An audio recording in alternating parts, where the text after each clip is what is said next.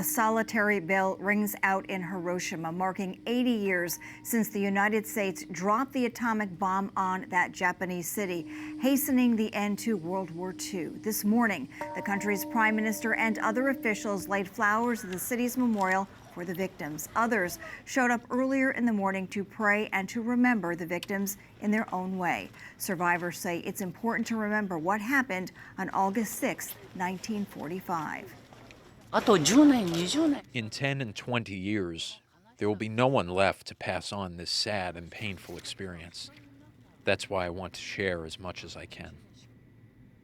Today, the call to eliminate nuclear weapons still sounds across the globe. In fact, Archbishop Timothy P. Broglio, president of the U.S. Conference of Catholic Bishops, published a message this week calling for the conversion of hearts and nuclear disarmament. And we are happy to welcome Archbishop Broglio on the program today. Your Excellency, thank you so much for joining us. But first, before we talk about your message, we're following news out of Fort Stewart in Georgia right now, where 5 soldiers have been shot. As the Archbishop of the Archdiocese of the Military Services, what have you heard, and how is the Archdiocese responding?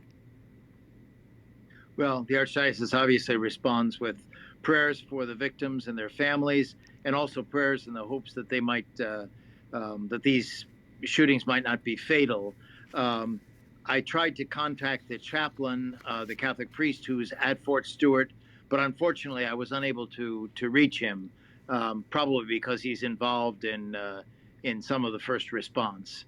So our prayers are certainly with all of the people there, and we hope that there will soon be an end to this kind of ceaseless violence. Absolutely, such a scary situation. Regarding your message on nuclear disarmament, why did you feel the need to renew the call for nuclear disarmament? Well, I think it's important that we keep in mind the importance of eliminating this threat which hangs over the whole world. And I think also we know that the funds that are used to procure and modernize and continue to maintain these arms could be used for so many other things that are very vital to our world today. So I think that remains a constant hope and a constant prayer on the part of all of us. Absolutely. You also say we must renew our efforts to work toward the conversion of the heart that could bring about lasting peace. How can we help in the conversion of hearts? But I think one thing that all of us can do, even in our own little worlds in which we live, is to treat others with respect and dignity, and remember always that the other, even if we disagree with him or her, is created in the image and likeness of God. And so that alone means that he or she merits our respect and also our ability to listen to another. I think if we learned anything at the Synod, it was the importance of listening. And that's so, I think that's a feature that's sometimes lacking in our world, perhaps because we always converse with one another with devices instead of perhaps sitting down and just pulling up a chair and listening to the other one. But that I think that would be a very important first step that all of us can make. And then we can also try to convince our leaders to work earnestly for nuclear disarmament and for better understanding among nations. So important in our world today. Of course. And what role do you see the Church playing specifically in the effort to eliminate nuclear weapons?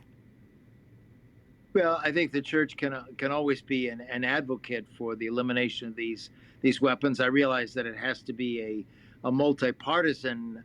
So, you know, we could certainly have advocacy in countries where Christianity has a certain weight, which would cover many of the nuclear powers. But then I think we also have to convince our leaders to be then effective ambassadors of this message to those countries where the Church might not have the same weight or the same ability to enter into dialogue.